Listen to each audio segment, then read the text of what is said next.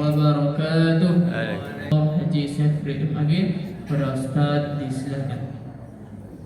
Bismillahirrahmanirrahim. Assalamualaikum warahmatullahi wabarakatuh. Waalaikumsalam. Alhamdulillah wassalatu wassalamu ala Rasulillah. Bapak Ibu jemaah syukur rahmatullah. Subuh ini kajian kita berjudul Al-Masailu fil Adhahi. Beberapa problematika terkait dengan pelaksanaan ibadah kurban. Ada beberapa problema yang memang harus dibicarakan sehingga tidak lagi tetap berada dalam permasalahan. Yang pertama adalah,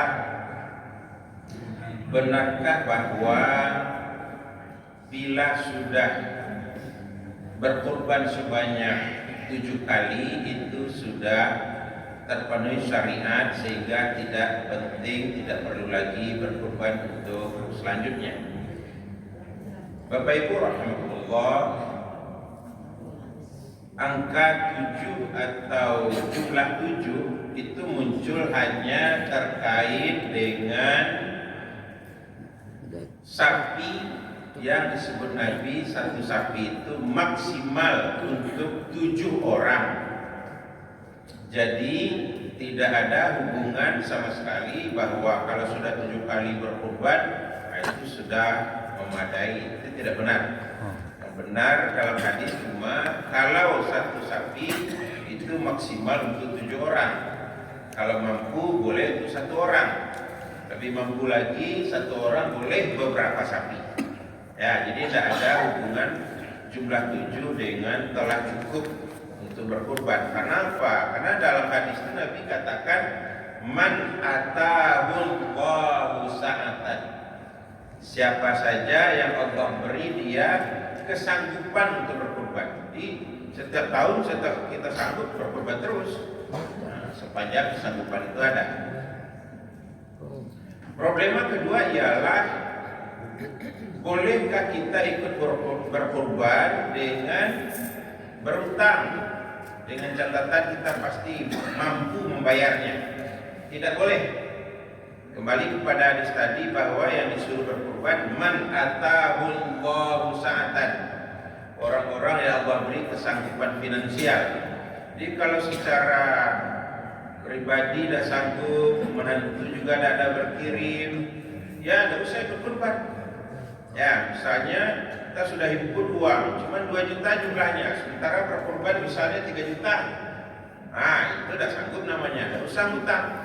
Walaupun kita yakin untuk bisa membayar.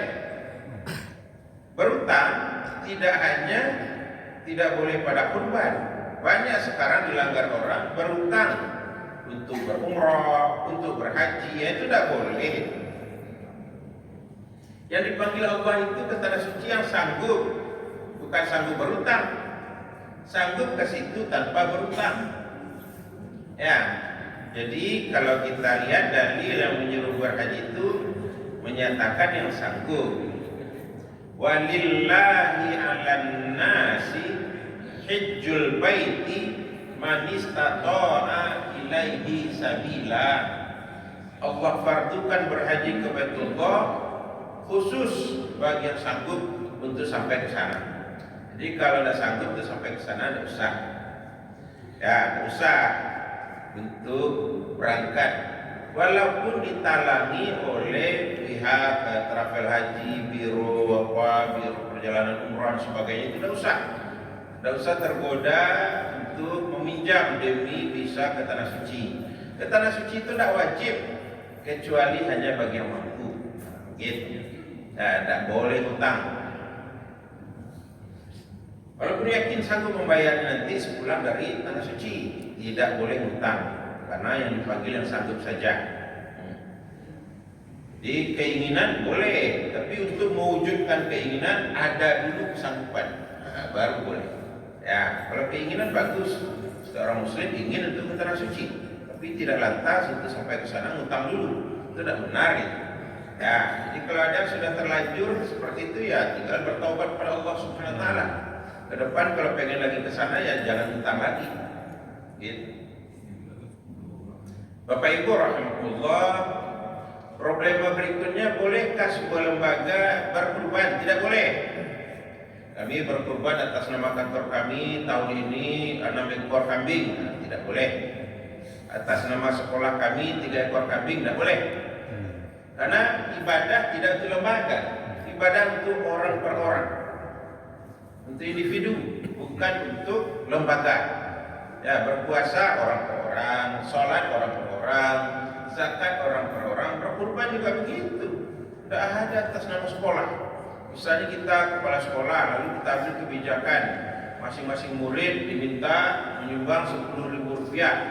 Nah, nanti hasil sumbang itu dibelikan hewan kurban. Nah, itu tidak berkurban namanya. Ya, berkurban itu kata Nabi minimal sanggup 1 kambing. Ya, bukan 1 kambing secara bersama-sama. Patungan, nggak ada itu patungan beribadah kurban. Ya, jadi sapi 7 orang itu ukurannya seperti itu ditetapkan Nabi. Ya, tapi kalau atas nama lembaga patungan itu tidak ada, itu harus orang per orang. Jadi boleh di lembaga diadakan, tapi orang per orang yang ikut itu. Gitu, bukan seperti tadi dihimpun berapa sanggup enggak itu. Itu tidak kurban. Nah, ibadah kurban ini Bapak Ibu ibadah yang mahdhah, ritual. Bolehkah kuda dijadikan hewan kurban? Kan kuda halal dikonsumsi. Tidak boleh. Karena apa tidak boleh? Karena disebut Nabi cuma 3 hewannya. 1 kambing, 2 bakor, sapi, yang ketiga itu jamal, unta. Cuma itu yang disebut Nabi dalam hadis. Tidak ada disebut kerbau, kijang, rusa, kelinci, ayam, itik, kuda, keledai. Tidak ada disebut Nabi, semua itu hewan halal. Jadi jangan dilihat karena halal konsumsinya. Ini ibadah mahdhah, ritual murni. Ritual murni itu bagaimana? Harus sesuai dengan dalil naqli. Dalil naqli itu cuma 2, Al-Quran dan Sunnah dan hadis Nabi. Ya, pendapat orang per orang itu tidak dalil. Apalagi ustaz, apalagi buya, itu tidak dalil. Yang dalil itu Al-Quran dan Sunnah. Inni qad taraktu fikum amrayn ma in tamassaktum bihima lan tadillu abada, kitab Allah wa sunnata rasulih. Itu kata Nabi. Saya tinggalkan untuk kalian 2 pusaka. Bila kalian berpegang teguh kepada keduanya, selamanya kalian akan pernah sesat lagi, yaitu kitabullah dan sunnah rasulnya. Kitabullah yang mana? Yang wahyu itu, bukan terjemahan, bukan tafsir. Yang wahyu itu, yang teks Arab itu. Nah, kalau terjemahan dan tafsir beragam nanti. Contoh terjemahan apa? Al-Maidah misalnya ayat 30 berapa itu? 34. As-sariq wa sariqatu faqta'u aydiyahuma. Pencuri laki-laki dan pencuri perempuan potonglah tangan keduanya. Jangankan menurut agama, menurut bahasa Indonesia saya sudah salah terjemahnya. Pencuri laki-laki itu artinya apa? Seseorang penculik, dia culik seorang laki-laki. Nah, itu artinya pencuri laki-laki itu dalam bahasa Indonesia. Pencuri perempuan artinya apa? Seorang perempuan dijadikan korban penculikan oleh seseorang. Itu arti dari pencuri perempuan. Nah, jadi yang benar apa terjemahnya menurut bahasa Indonesia? Lelaki yang mencuri dan perempuan yang mencuri, potonglah tangan keduanya. Bukan pencuri laki-laki, tapi lelaki yang mencuri. Beda itu maknanya. Kalau laki-laki yang mencuri, laki-laki itu melakukan pencurian. Tapi kalau pencuri laki-laki, laki-laki itu korban pencurian, korban penculikan. Gitu. Nah, bahasa Indonesia saya sudah salah, itu terjemahan. Jadi yang wahyu itu bukan terjemahan, apalagi tafsir, tidak. Tafsir sangat beragam. Pak Quraisy Shihab tidak mewajibkan jilbab ketika menerjemahkan kata jilbab. Baginya cukup kerudung. Ya, selendang. Nah, Padahal beda sekali. Kalau kerudung selendang kan tidak tertutup leher.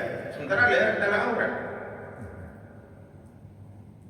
Nah, itu tafsir bahayanya. Jadi memang harus diamalkan betul ayat. Ketika kita mau memahami ayat, kita amalkan satu ayat. Apa satu ayat diamalkan? Fas'alu ahla dzikri in kuntum la ta'lamun. Bertanyalah kepada yang tahu kalau kamu tidak tahu. Nah, bertanya kepada yang tahu, yang menguasai kaidah-kaidah bahasa Arab, menguasai kaidah-kaidah tafsir, menguasai kaidah-kaidah usul fikih.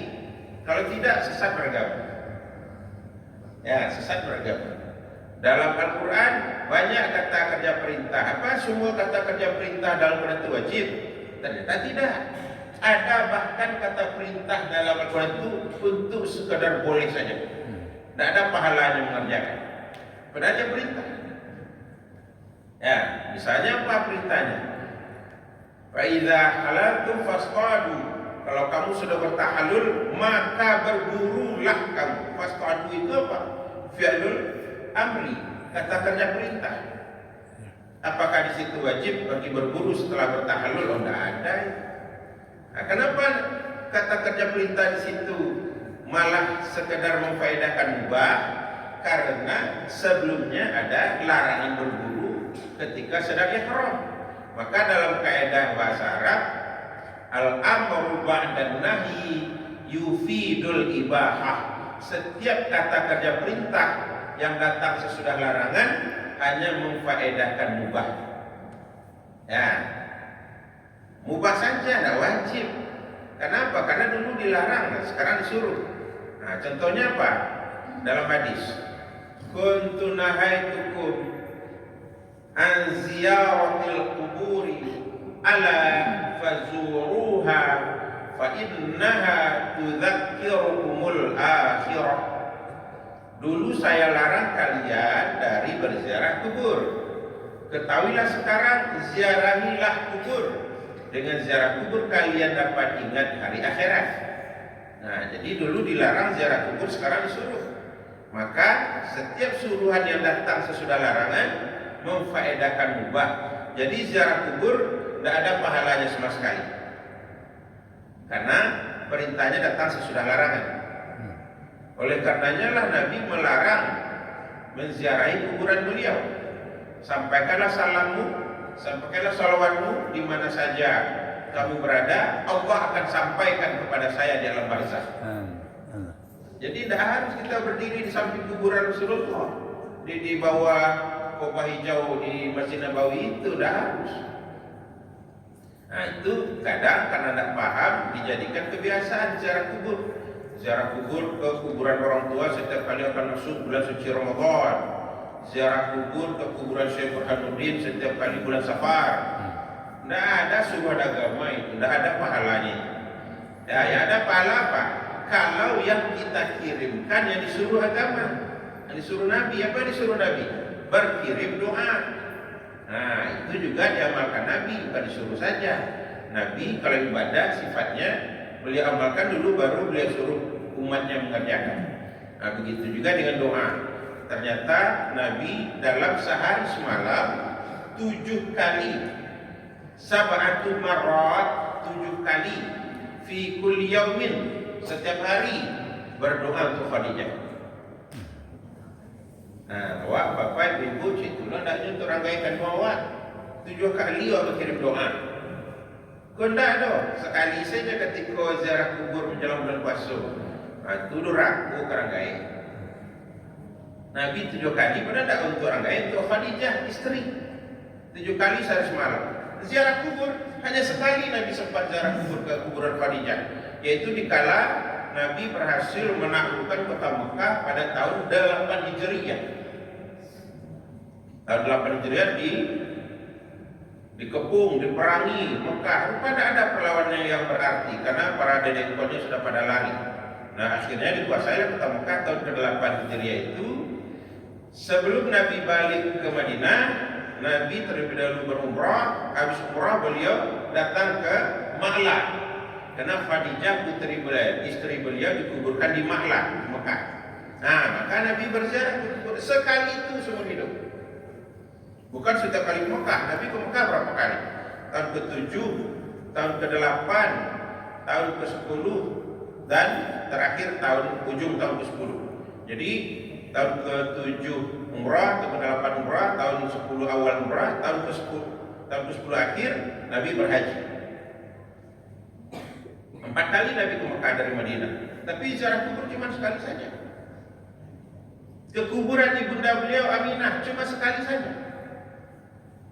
Jadi tidak ada Nabi berkali-kali. Nah, ini yang menarik Bapak Ibu. Ke kuburan Aminah.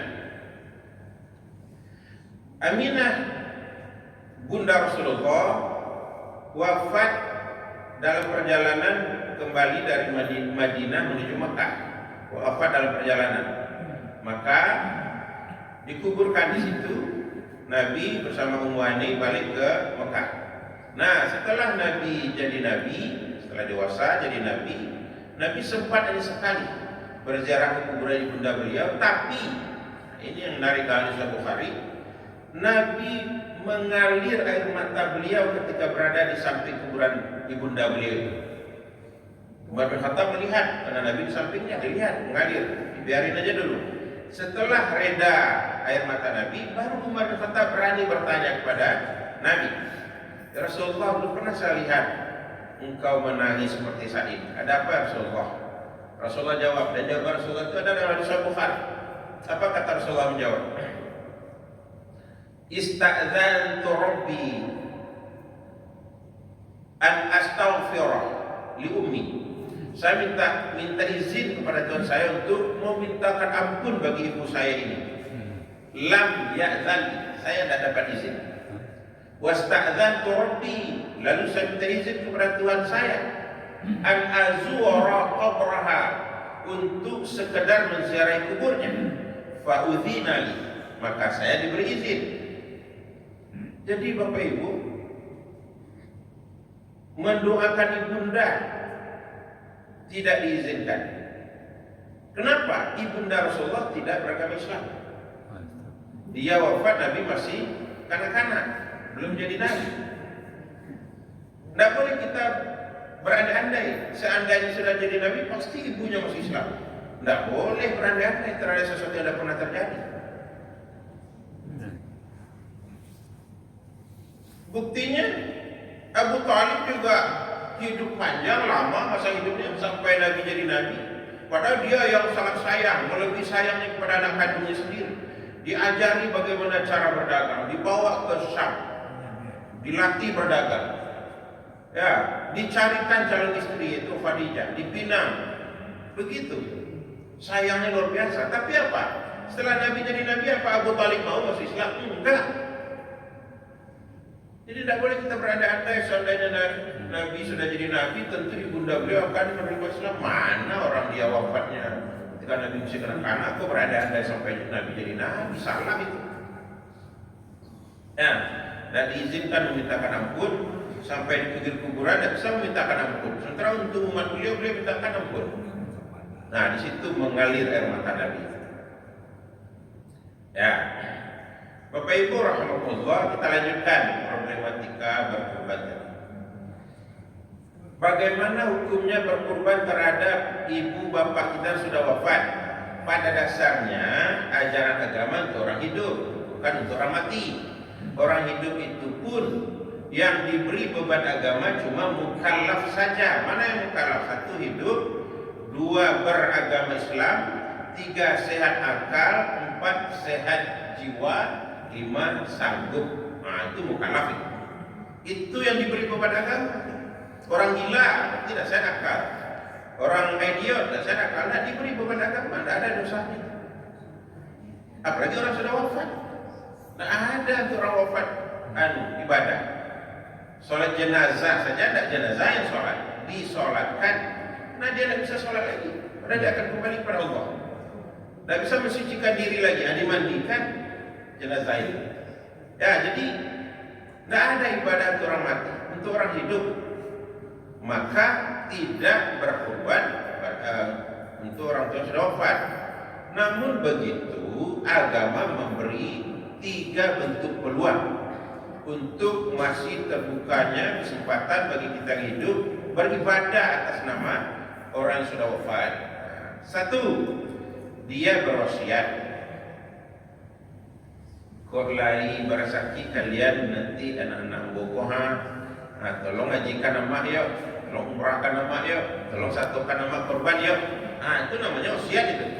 Wasiat itu di cover oleh An-Nisa ayat 12. Min ba'di wasiyati yusa biha audain.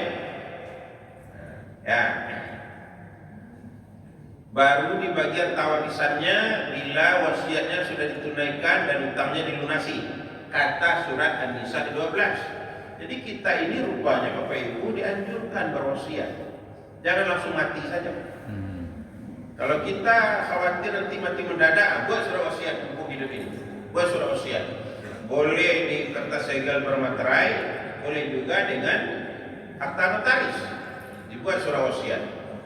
Karena itu perintah Al-Quran. Cobalah kita buka misalnya dalam surah Al-Baqarah 180 itu ya. 180. Idza hadara ahadakumul mautu in taraka khairan al-wasiyah lil walidaini wal aqrabin. Wahai orang beriman, kalau kamu akan wafat, kamu punya harta yang banyak, berwasiatlah untuk ibu bapak dan karib kerabat secara ma'ruf. Disuruh kita berwasiat. Jadi oleh karenanya Nabi juga berwasiat, ya, beberapa bentuk wasiat Nabi. Kalau wasiat Nabi itu ditunaikan. Salah satunya apa? Yang sampai sekarang wasiat Nabi itu tidak diubah,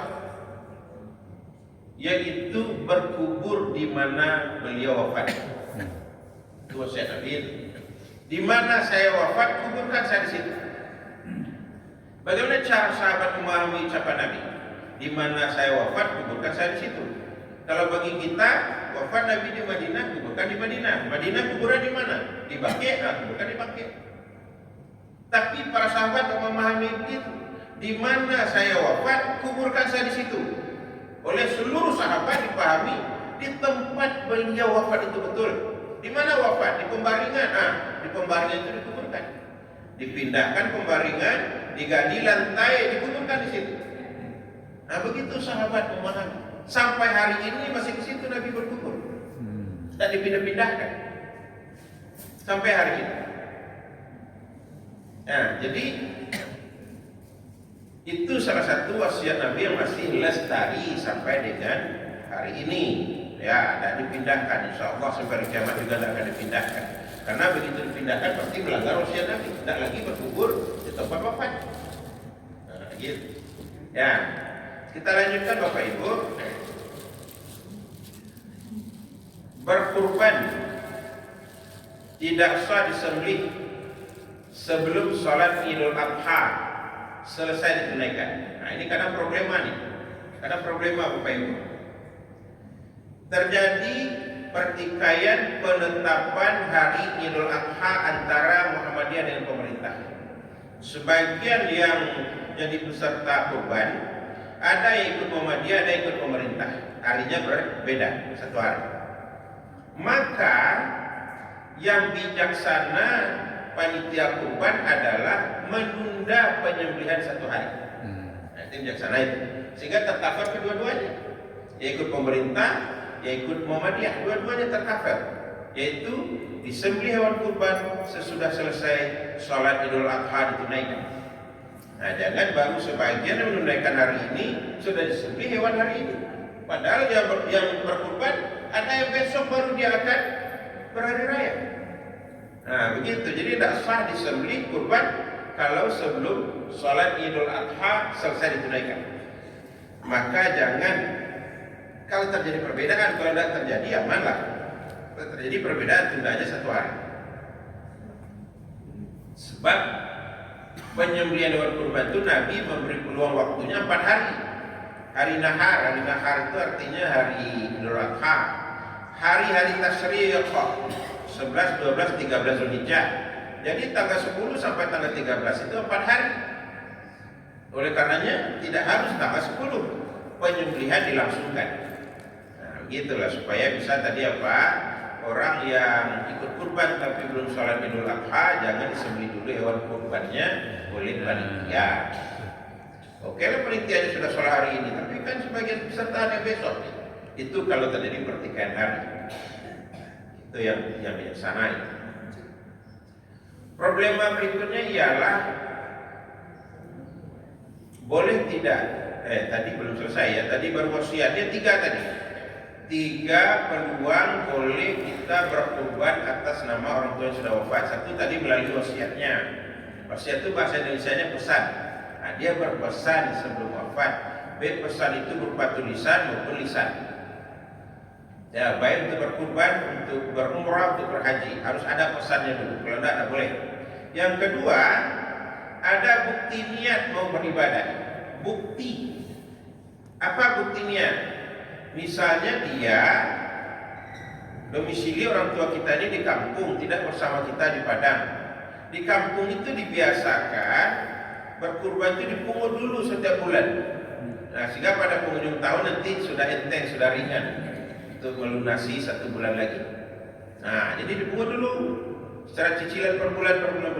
Beberapa bulan dia bayar, dia wafat. Orang tua kita ini.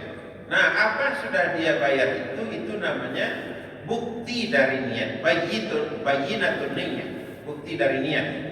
Bukti dari niat ini landasan bagi kita untuk boleh menunaikan ibadah atas nama dirinya.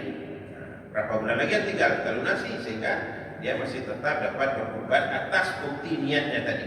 Artinya inisiatif beribadah itu dari dia munculnya, bukan dari kita. Kita hanya untuk menuntaskan saja.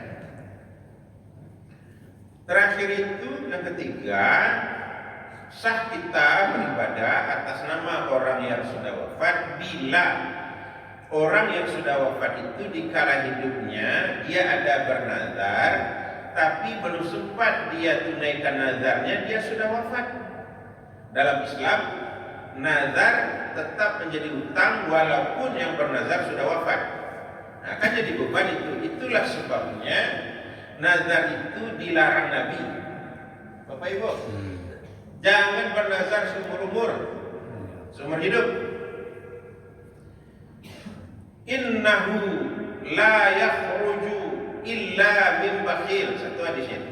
Tidaklah bernazar kecuali orang yang bakhil, orang yang pikir beribadah.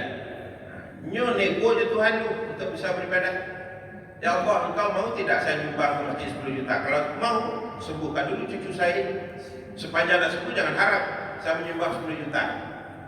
Nah, itu nazar itu. Walaupun mulutnya tidak berkata begitu. Ya Allah, sembuhkanlah cucu saya, Allah. Kalau sudah sembuh, ya Allah, saya akan berinfak 10 juta ke masjid, Allah. Nah, mulutnya berkata begitu, tapi intinya nego. Satu itu. Yang kedua kata Nabi apa? Innahu la yughayyirul qadar. Nazar itu tidak bisa merubah takdir Allah. Kalau dalam takdir Allah cucu kita akan wafat, karena sakit ya wafat juga. Seperti apapun bunyi nazar kita, tidak bisa merubah takdir Allah itu. Jadi tidak usah bernazar seumur hidup. Bernazar hanya menunjukkan apa? Satu, tidak percaya kepada takdir Allah. Yang kedua, menunjukkan kebakhilan kepada Allah dari melaksanakan ibadah. Jadi jangan dikira kalau bernazar berubah nanti elok jadi elok dah. Oh itu. Ya, tidak usah bernazar seumur hidup. Itu beban. Bahkan apa tadi? Beban bagi ahli waris kita. Kita beritahu ahli waris, mama bernazar tak aku mama. Kalau ada sempat mama tunaikan kau nanti gantian mama melaksanakan dia. Gitu. Itu kan memberi beban kepada ahli waris namanya. Jadi nazar itu apa? Keinginan untuk melaksanakan suatu ibadah manakala apa yang diharapkan sudah dikabulkan oleh Allah. Nah, itu nazar namanya. Maka begitu dikabulkan Allah, apa yang tadi kita niatkan itu menjadi wajib untuk menunaikannya. Dan sunat lagi wajib, dosa kita kalau ditunaikan. Kenapa? Kita harapkan sudah dikabulkan Allah. Dan dikabulkan Allah itu bukan karena nazar kita, karena memang di Lauhul Mahfuz sudah tertulis Allah akan kabulkan. Tanpa bernazar pun dikabulkan juga. Jadi tidak baik bernazar-nazar itu. Sedikit-sedikit bernazar, sedikit-sedikit bernazar. Anak kita mau ujian bernazar. Ya, anak mau ikut tes ini bernazar. Tidak bagus. Bapak Ibu rahimahullah, itu beberapa bentuk problema dalam melaksanakan ibadah kurban. Satu lagi itu adalah bila panitia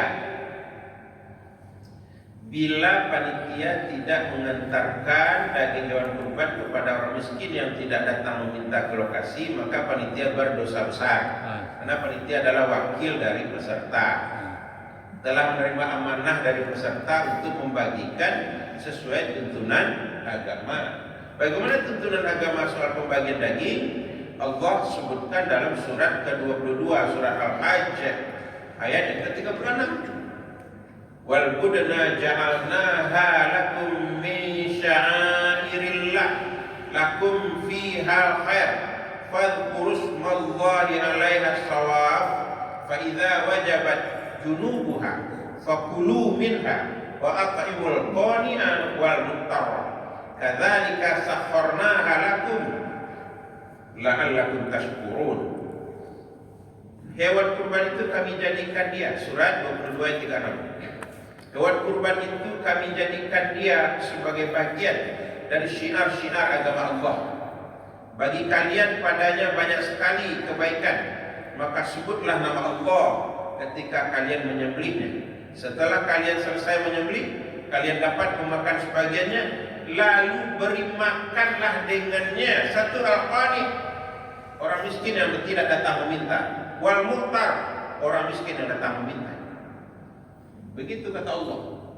Diutamakan, didahulukan penyebutan apa? Orang miskin yang tidak meminta dibanding yang meminta. Jadi berarti berkurban itu untuk orang miskin, bukan untuk orang kaya. Kalau nyolah kayu berbagi cukup ke rumahnya lain. Nah, itulah salah kaprah penitia. Yang benar apa? Diantar daging dengan mobil box ke kantong-kantong kemiskinan yang ada di kota itu. Nah, di mana kantong kemiskinan? Pinggir pantai, pinggir hutan, batas kota. Ya, orang miskin sini. Mantan ke sini. Nah, satu mantan jangan jadi penitia. Pada udah soa, ya sampai akhirat saudaraku. Karena melanggar Al-Hajj ayat 36. Jadi harus disewa mobil box kalau nggak ada jamaah punya sewa. Untuk apa? Mengantarkan daging.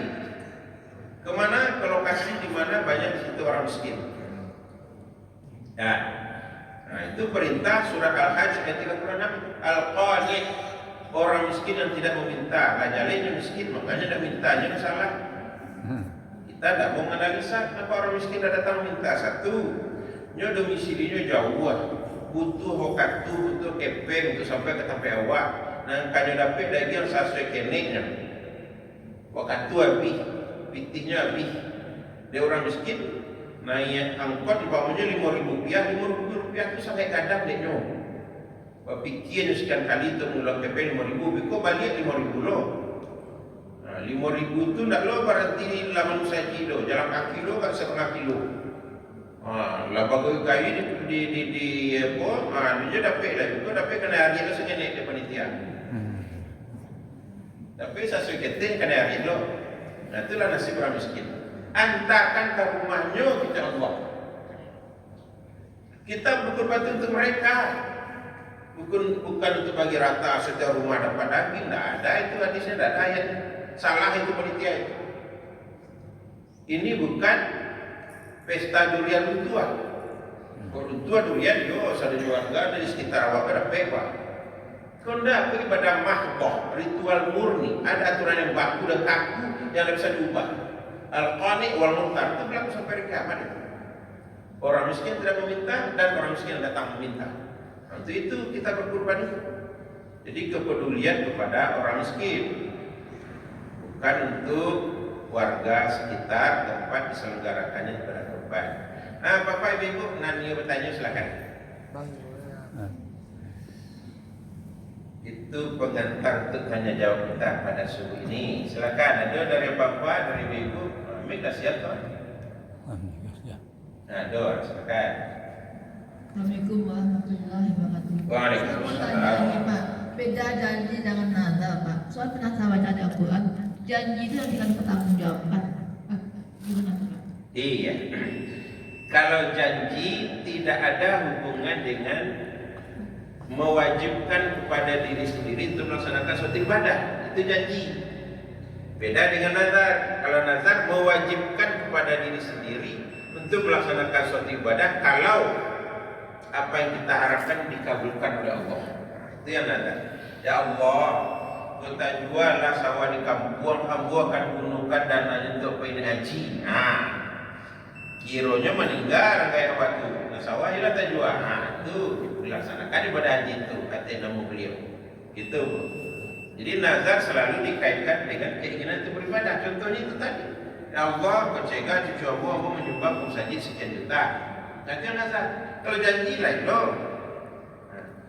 Bikot baikkan ya. Jadi insyaallah sama ya yo. Itu janji tu itu. Situ hutang kamu mah bila bayar, besok mau bayar insyaallah. Itu janji tu itu. Nah, dulu saya sampai di ibadah dah. Kalau nazar sampai di ibadah. Aku cegah cucu hamba ya Allah, hamba infak tetap ibadah. Gitu ya, Bu, bedanya. Walaupun nazar itu mengandung janji juga kepada Allah gitu. Tapi tidak semata-mata janji. Kita membedakannya dengan nazar. Mengaitkannya dengan mewajibkan ibadah kepada diri sendiri. Asal apa yang kita harapkan dikabulkan Allah dulu. Nanti yang nazar itu beda dengan janji. Gitulah ya, Bu. Kalau janji pejabat itu sumpah berjanji itu ibadah sumpahnya. Saya berjanji, saya bersumpah, gitu. Gitulah. Silakan, Bu. Tolong dikirim mic-nya ke tengah sini. Iya. Tanya, Ustaz. Iya, Bu.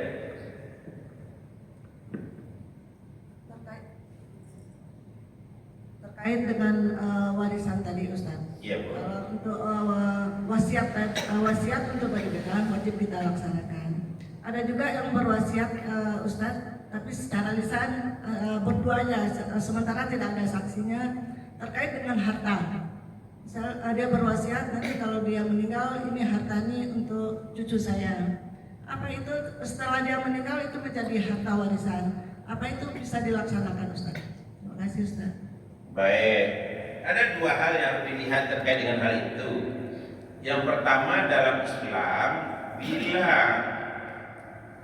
terhadap kesaksian itu tidak ada saksi lain selain hanya satu orang, maka yang satu orang yang mengaku atau menyatakan ada wasiat tentang itu, misalnya dia wajib bersedia di atas sumpah.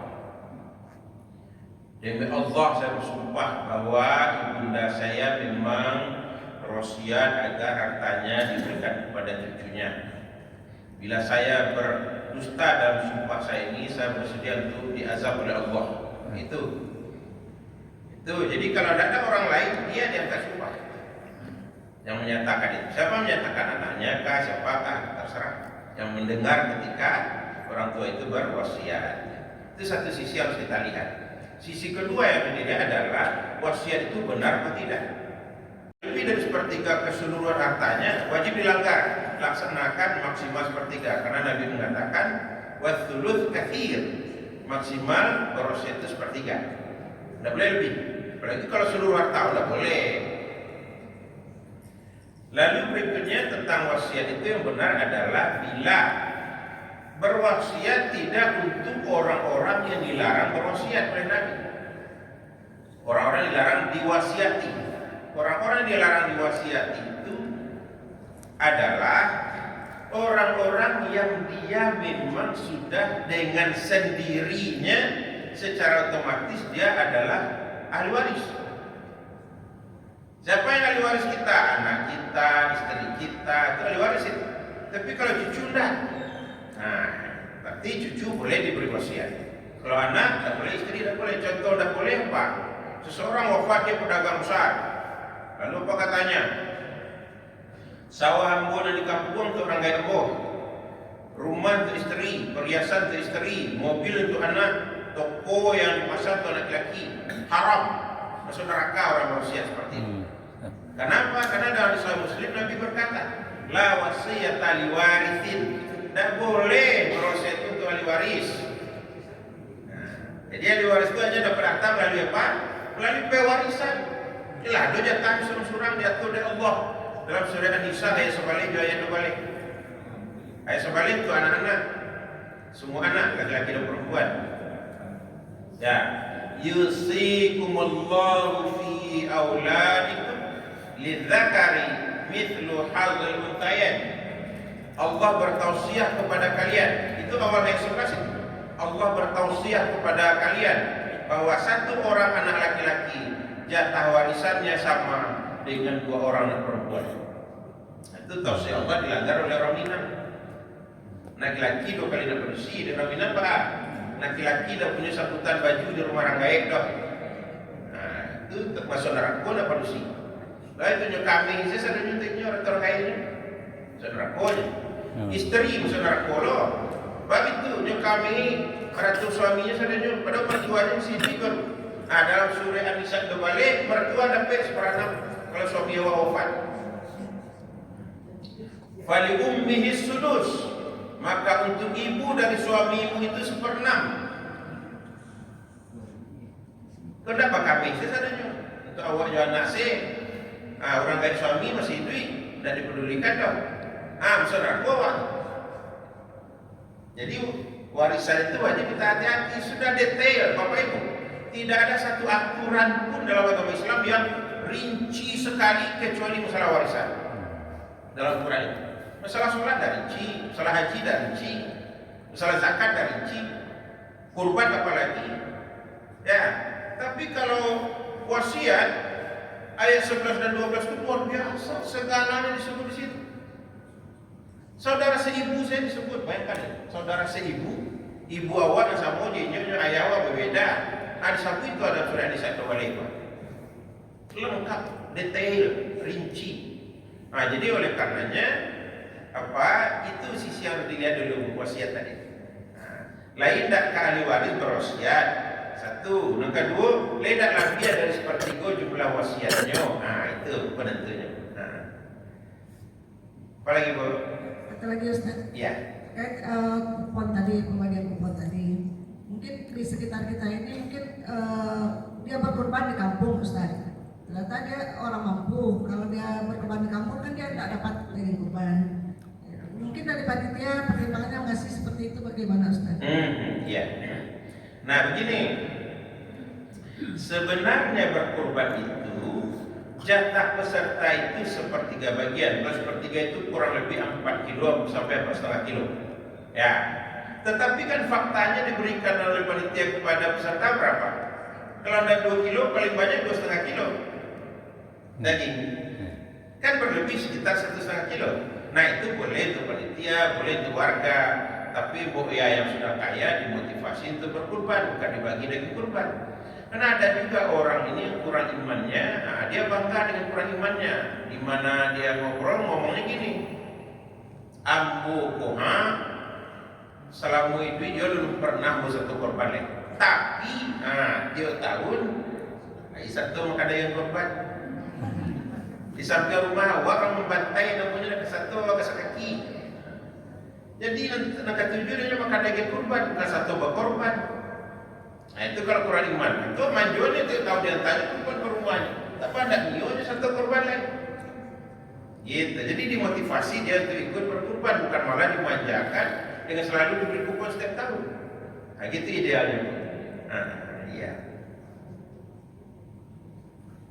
Silakan pertanyaan lain. Silakan Pak. Masalah berutang. Berutang, saya Pak. Kalau seandainya tidak boleh berutang, umroh atau haji berkorban, masalah gadai bagaimana? Iya. Gadai kan? Iya. Jadi gadai kan wajib ditebus. Nah itu berutang namanya itu Pak. Gadai wajib ditebus.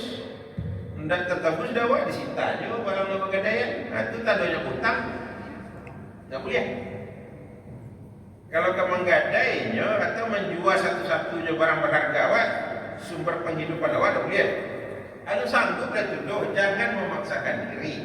Banyak-banyak berdoa itu tambah pula ikhtiar. Nah itu dikabulkan. Kalau untuk berhaji sanggup itu kadang tak masuk dia kawat dong. Nyo di dekat stadion Membonjol di Bengkolan tu ada rajonyo. tukang memeluan sifat orang rusak mencabiak dalam pesolnya itu kerajuannya. Aku dia kira 35.000, 10.000. Bisa deh. Memang buang tiap harinya nak buang di rumahnya surang. Bisa deh haji. Adulah mama menggali jagung akui di pasar teh tinggi. Bisa aja nih haji. Itu harinya nak buang. Galinya jagung akuinya. Itu kalau sanggup itu yang panggilan Allah itu. Jadi kalau kita belum dipanggil tidak boleh memaksakan diri. Kalau dipanggil siapa saja yang dipanggil berangkat. Tidak ada yang bisa menghalangi. Gitulah Pak. Jadi tidak dengan berutang untuk bisa ke tanah suci. Karena yang dipanggil yang sanggup, bukan yang sanggup menggadai, sanggup menjual, sanggup berutang, bukan. Boleh menjual kalau masih ada barang kita yang lain. Ibu perhiasannya banyak, hanya jual sebagian untuk haji, yang ada. Sebagian, jangan bitande bukan haji jatuh miskin, gunanya untuk haji.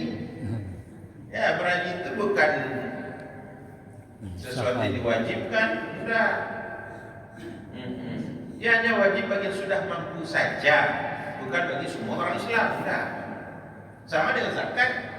Kalau tidak mampu, tidak wajib berzakat. Malah menerima zakat dia. Gitulah. Gitu Pak. Ada? Ya silakan Ibu. Assalamualaikum warahmatullahi wabarakatuh. Waalaikumsalam. Ini Ustaz. Ya. Saya pernah mendengar bahwa orang tua yang sudah meninggal, anaknya wajib mempuasakan orang tua yang sudah meninggal itu. Itu bagaimana Ustaz? Dan bagaimana pelaksanaannya? Baik. Jadi suatu kali seorang anak menghadap Rasulullah. Ya Rasulullah, ibu saya wafat. Dia membawa hutang puasa ke kuburnya. Apakah boleh saya menggantikan puasanya Rasulullah? Naam. Ya, boleh. Apakah sampai pahalanya kepada beliau Rasulullah? Naam. Ya, sampai. Itu berarti apa? Hutang puasa orang tua ditunaikan oleh anaknya. Hutang puasa Ramadan. Ya, tapi jangan puasa-puasa sunat, tidak boleh. Orang gaya awak puasa sunat lawak ko puasa Arafah ten orang gaya ada. Puasa sunat lawak ko ten orang gaya ko 10 Muharram semuanya. Hutang puasa. Hutang yang kita lunasi kan adalah tadi sore Anisa itu boleh mimba diwasiyati yusa biha au dain, atau hutangnya itu lunasi hutangnya. Jadi kalau hutangnya berupa puasa, nanti anaknya berpuasa atas nama ibunya yang berhutang itu. Berapa jumlah hari yang ibunya tidak puasakan itu? Jadi bayar oleh anaknya. Gitu. Jadi sampai pahala kepada beliau karena itu adalah hutang beliau yang dilunasi oleh si anak. Dua macam pahalanya. Pahala telah lunas hutangnya dan pahala bagi si anak yang membantu melunasi hutangnya. Gitu. Pelaksanaannya biasa saja. Misalnya kita mau menggantikan puasanya besok, lalu kita mau bersahur. Ketika akan bersahur pasang niat. Ya Allah, saya mau berpuasa besok mengganti hutang puasa Ramadan ibu kandung saya lillahi ta'ala. Sudah, gitu aja. Laksanakan. Itu saja itu. Sepanjang tahun itu Ustaz. Tergantung berapa jumlah hutangnya. Orang tua kita kan ada meninggal. Terus dalam setiap tahun kita mempuasakan orang tua kita gitu Ustaz. Yang kita tunaikan yang kita tahu saja, Bu. Yang kita tahu berapa hari hutang puasanya. Gitu. Yang tidak tahu itu ada usah. Bu puasa lebih sulit orang gaib, jangan ada hutangnya, itu tidak boleh tidak. Berangkit dari praduga tidak boleh ibadah pada. Ya, berangkit dari yakin. Yakin bahwa sekian hutangnya laksanakan, bayarkan. Gitu Bu. Jadi jangan apa yang tidak hutang dah kita lunasi, yang wajib dilunasi hutang. Kita jelas kita tahu persis dia berhutang, baru kita lunasi. Kalau enggak ya jangan, ngapain? Gak ada itu, kalau juga itu tidak boleh jadi landasan ibadah. Gitu Bu. Harus yakin betul kita dia punya hutang sekian. Masalah kita mau tunaikan waktu dekat atau waktu yang agak lama terserah kita, kapan waktu senggang saja. Gitu. Gitu ya Bu? Terus Ustaz. Ya baik. Berikutnya silakan.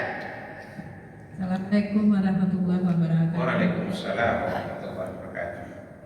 Pak Ustadz, saya Ya. mau tanya, anak dan menantu kurang mampu, orang tua mampu mendaftarkan hajinya, Iya. tetapi suatu saat dia itu hidupnya agak susah, uang daftar haji itu diambil oleh mereka gitu loh, tanpa setahu orang tua gitu. Bagaimana tuh Pak Ustadz ini? Iya. Jadi berarti dia membatalkan hajinya tanpa setahu orang tuanya yang sudah mendaftarkan gitu. Iya. Ya itu aja Pak Ustadz, terima kasih. Assalamualaikum warahmatullahi wabarakatuh. Waalaikumsalam warahmatullahi wabarakatuh. Iya.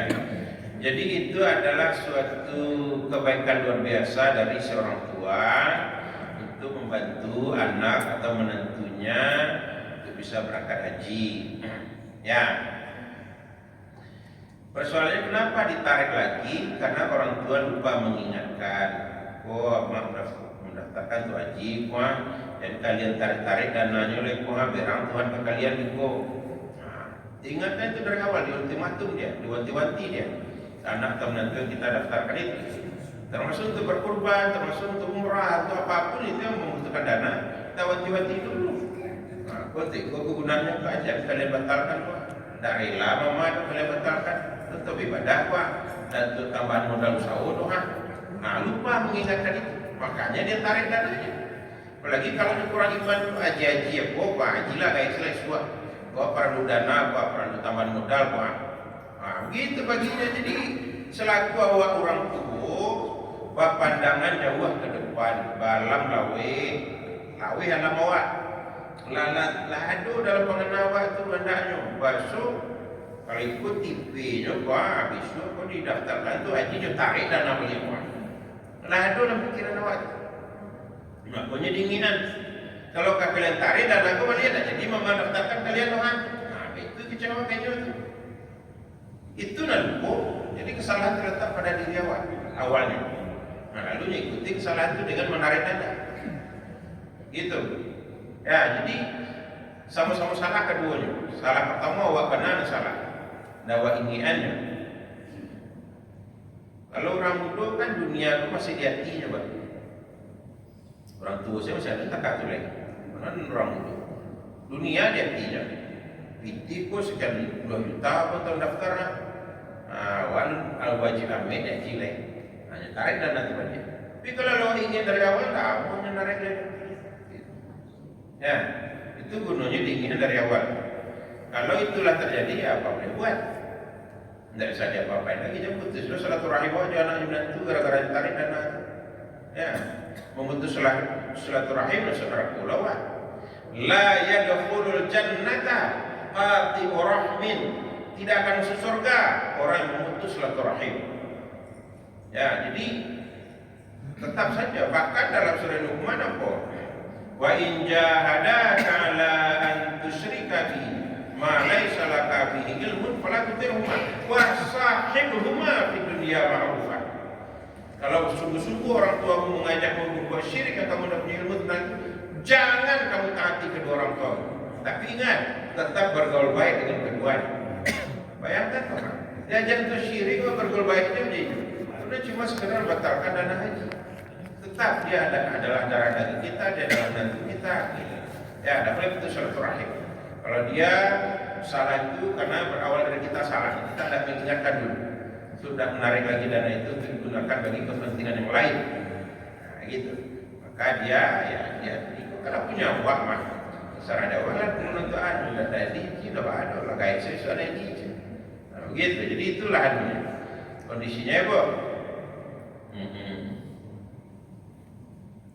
Jadi kalau kamu bayi awak supaya sampai nih awak itu diingatkannya di awal-awal. Jadi gunakan untuk nelayan yang menentu ikonya untuk nelayan dan jadi itu itu. Ya, terima kasih Ustaz. Assalamualaikum warahmatullahi wabarakatuh. Waalaikumsalam